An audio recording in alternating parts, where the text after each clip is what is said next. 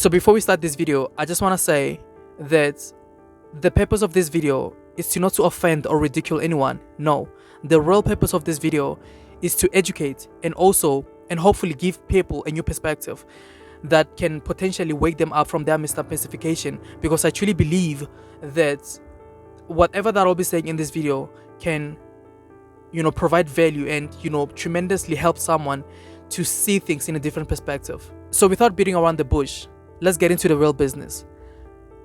I have to say that the trans community, the gay community, and the lesbian community, I always find those kinds of individuals fascinating. They're always hyperactive.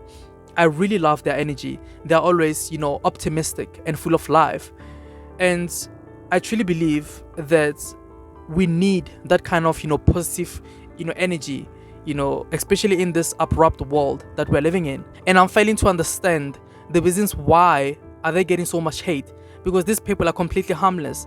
They're just living their lives and minding their business. And I think that one of the possible reasons is that back in the ancient time, this thing was not common. So now they find it taboo. And I like the fact that as time progresses, people are starting to warm up to it, and also recognize that there's nothing wrong or disturbing about it. It's just two individuals who are deeply in love, and there's no crime or whatsoever. And people adapt with time, and I can see that little by little they're starting to normalize it. And like a lot of people already did. It's just the selected few who are still lacking the knowledge. But eventually they will get there. And let me say that I've never been against gay or trans people, because I always perceive them as normal people like us, simply because they are. Because I truly believe that every single person, every single individual on this planet Earth has the right to live their life the way they want to live their lives, and also choose their sexuality, because that's every person's birthright.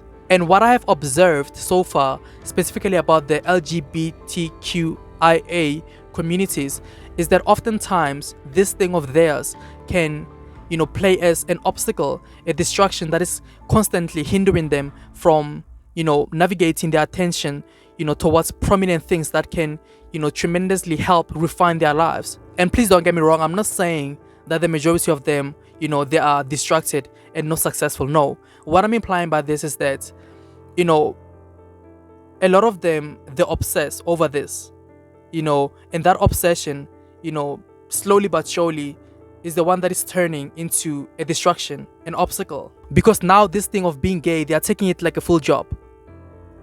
It's like a full job now. And being gay or lesbian doesn't mean that you have to do too much. Be comfortable in your own skin, yes.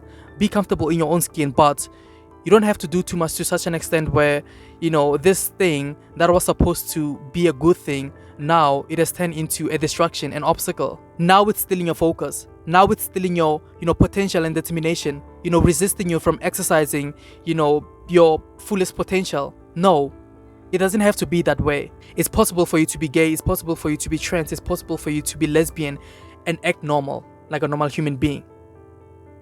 It's possible. Because remember that you are comfortable in your own skin and you're not chasing after validation.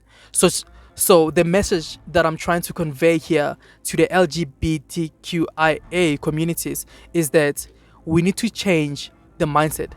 We need to do a mentality switch. We need to, change how we think so that we can be able to enjoy our sexuality and freedom, the right way, in order for us to prevent turning a good thing into a disaster.